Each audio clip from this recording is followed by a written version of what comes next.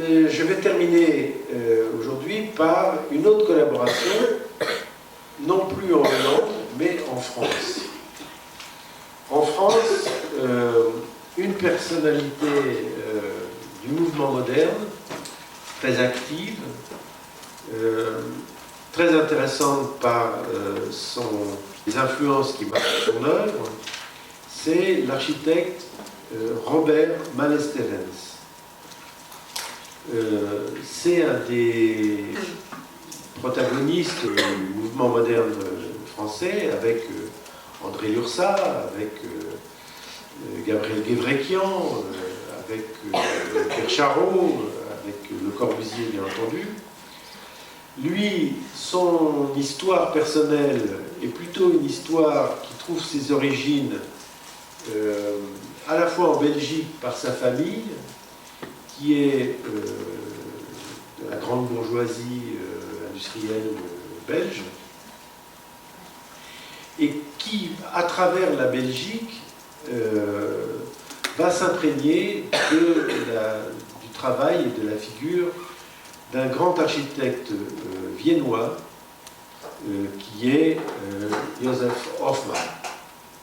Hoffmann va construire à Bruxelles un palais, c'est plus qu'une maison, c'est un palais, qui s'appelle le palais Stocklet, pour une famille belge, qui est un peu apparentée, je crois, à Robert Malestévens.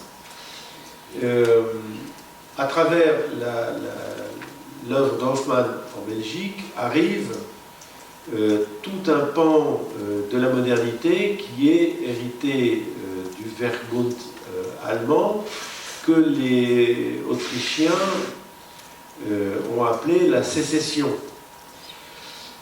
Donc collaborent au Palais Stocklet tous les artistes et les artisans ouvriers et créateurs des Wiener Werkstätte, et parmi les artistes, évidemment, le plus célèbre, la figure centrale de la sécession viennoise, qui est Gustav Klimt, qui va créer au Palais Stocklet de Bruxelles, parmi ses œuvres les plus importantes, les plus fondamentales. Malheureusement, ce bâtiment, je crois, est extrêmement difficile à visiter. Peut-être qu'un jour, vous aurez la chance de pouvoir le voir. Du moins, cet architecte Malestévens, qui s'installe à Paris, va créer une œuvre très personnelle qui va être une sorte de transposition de l'influence viennoise et de mixité avec la modernité française. Et l'œuvre la plus connue, et celle-là vous pouvez très facilement y passer un après-midi de ce week-end si vous le souhaitez, qui est la rue qui porte son nom dans le 16e arrondissement à Paris, la rue Malestévens, où sont regroupées une série des œuvres les plus importantes de cet architecte.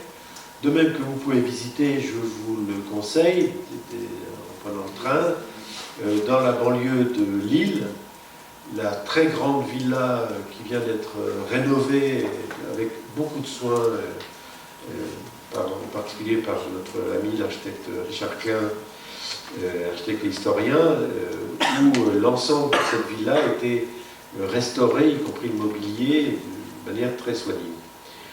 La villa à Croix.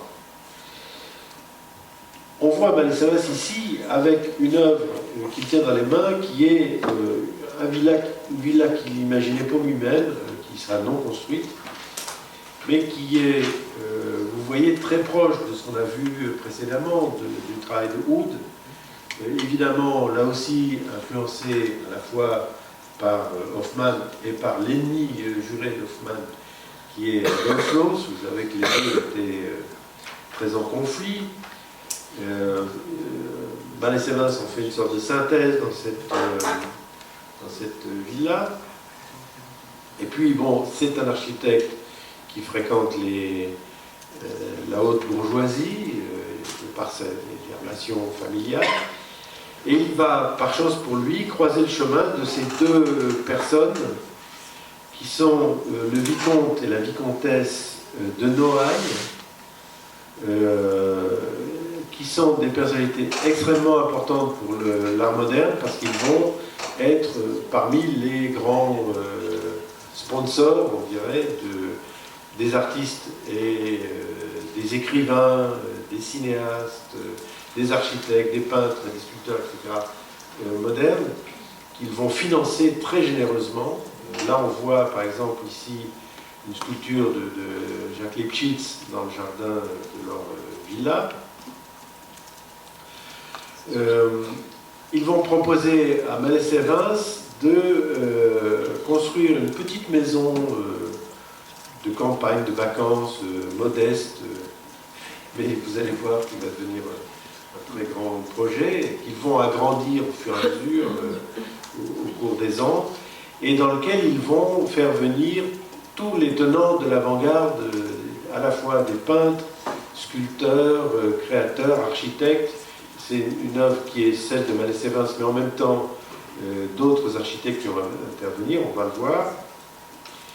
Et cette maison servira de lieu d'accueil aussi de tous les créateurs et de point de rencontre, de lieu de vacances, et en même temps de lieu de travail. Elle va servir de cadre à des films, des avant-gardes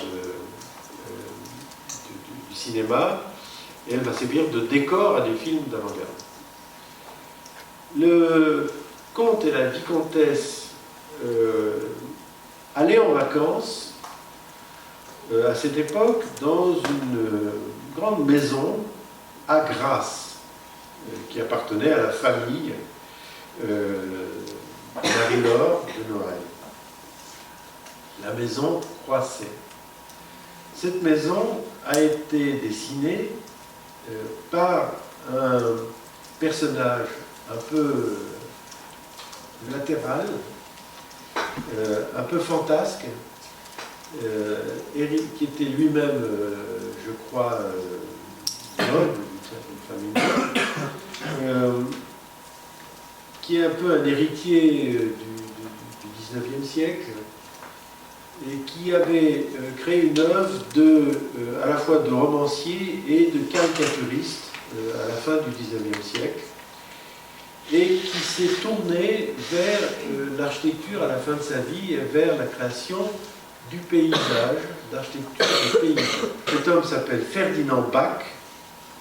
Il va construire cette villa pour la famille de Noailles à Grasse, qui malheureusement aujourd'hui a été détruite. Il ne reste à Grasse que des fragments de jardin très épars, de la partie basse du jardin. Ferdinand Bach, je l'évoque ici non pas seulement parce que il est le modèle, disons, cette villa est le modèle donné par la famille de Noailles à Malesherbes pour créer la villa qu'il va faire pour eux, la villa nouvelle, mais aussi parce que Bach va avoir une influence sur un autre architecte majeur de la modernité du XXe siècle, qui est l'architecte mexicain Luis Barragán. Au fond, on va voir que quand on parle de modernité plurielle, c'est bien de ça dont il s'agit, c'est-à-dire on s'aperçoit que l'historiographie, les historiens, les critiques ont tendance à mettre les gens dans des cases un peu étanches, avec des étiquettes, cubisme, de style, dada, etc., comme si tout ça était des choses séparées. La réalité est tout autre, et c'est ce qui nous intéresse ici, c'est de montrer au contraire les croisements, les influences des uns avec les autres.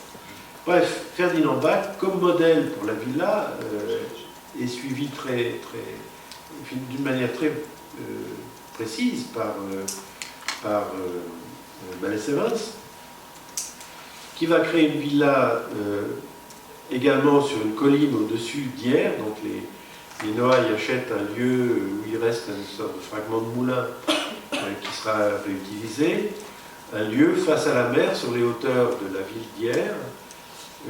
Ils vont confier l'architecture à Malesherbes et parmi les intervenants, en particulier une partie du jardin à l'architecte Gabriel Gevrekian, qui est un des membres du mouvement moderne, qui va participer une chose qu'on évoquera un peu plus tard, au SIAM, un congrès d'architecture moderne, architecture d'urbanisme moderne. On voit ici la sculpture de Lipschitz au bout de ce jardin. Voilà le dessin de Guébrechian pour le jardin. On dit toujours que les dessins de l'architecte Maël Savins ont été perdus. L'agence, je ne sais pas ce qui est passé, à brûler ou je ne sais pas quoi, les archives ont disparu. Au fond, ce n'est pas tout à fait vrai, parce que il existe, je ne sais pas pourquoi c'est pas très bien publié, mais il existe les plans de cette maison.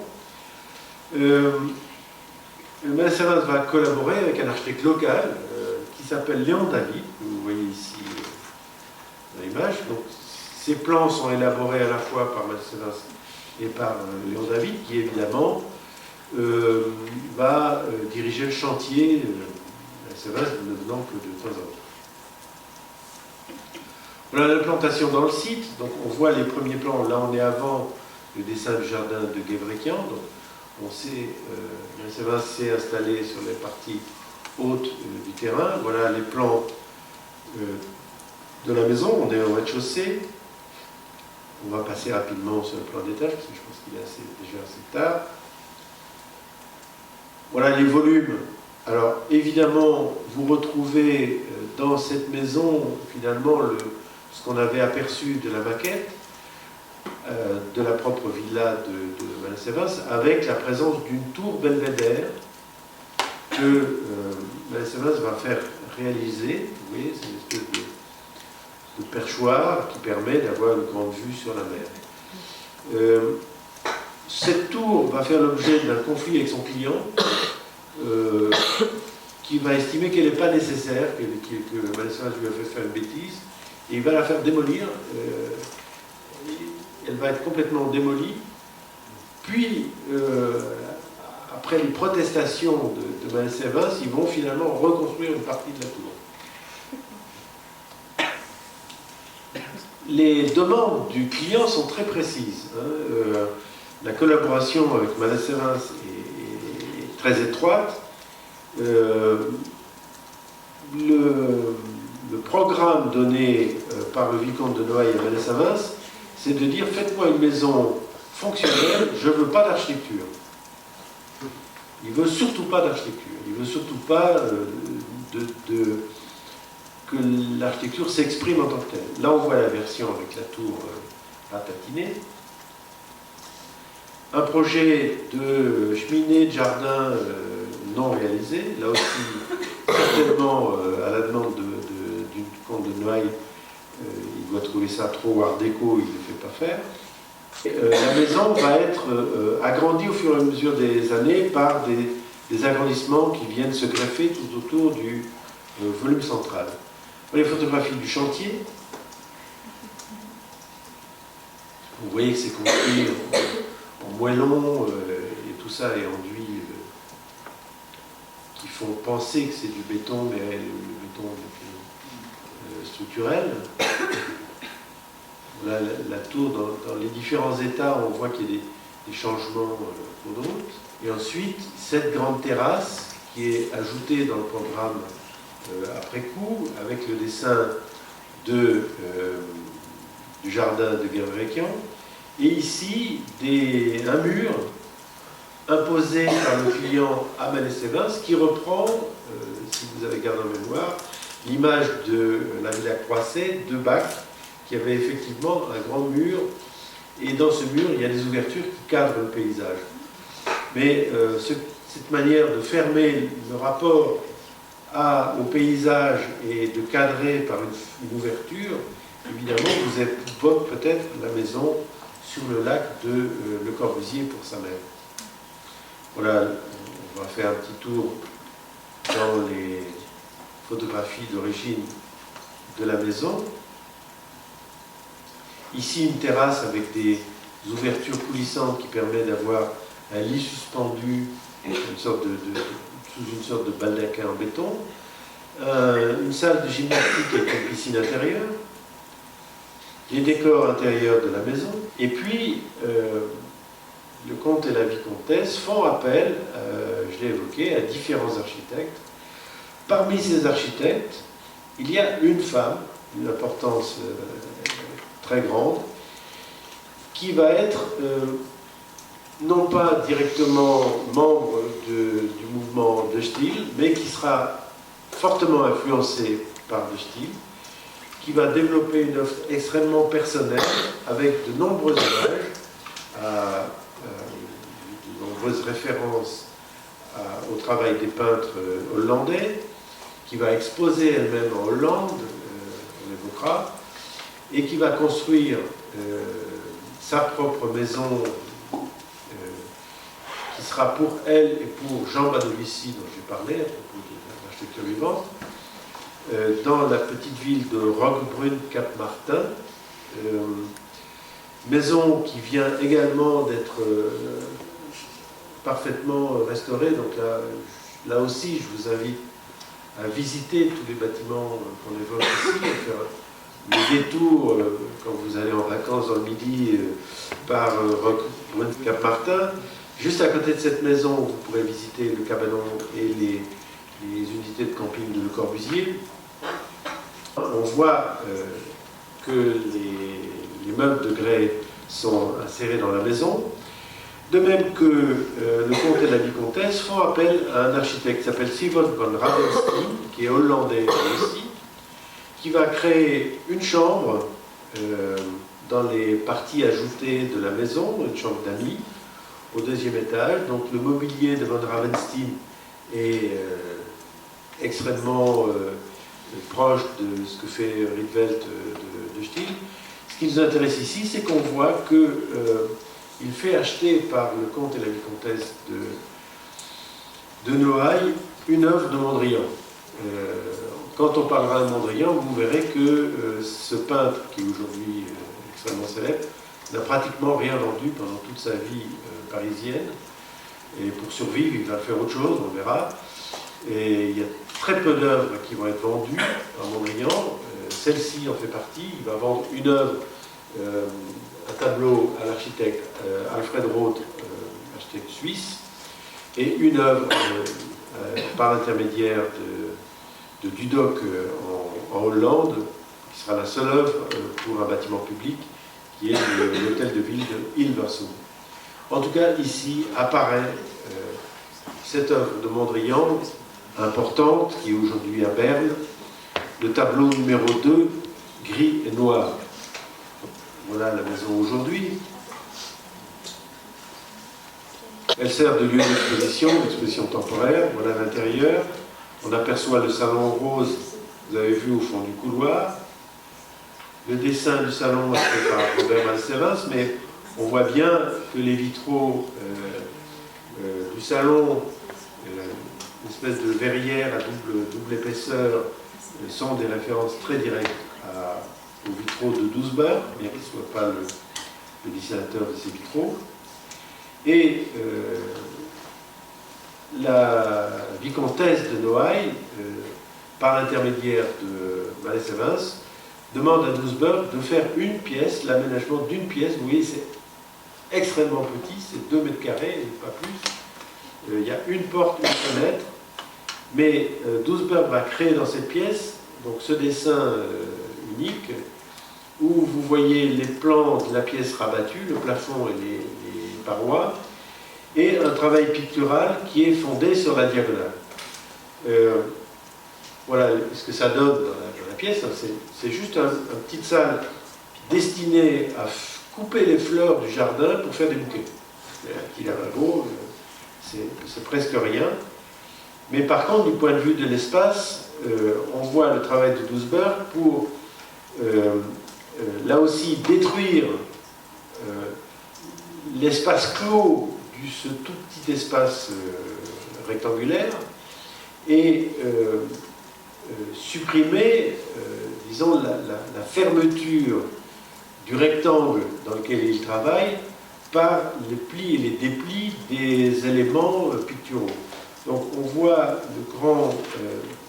les deux grands triangles noirs qui s'associent, qui font qu'un des angles est supprimé par le travail pictural, tandis que les autres éléments sont mis en diagonale qui donnent l'impression que finalement l'espace continue au-delà de la pièce. Donc c'est un tout petit objet qui sera finalement, qui résume un peu ce que l'on verra la semaine prochaine dans les travaux proprement architecturaux de Doesburg. Voilà, je vous remercie.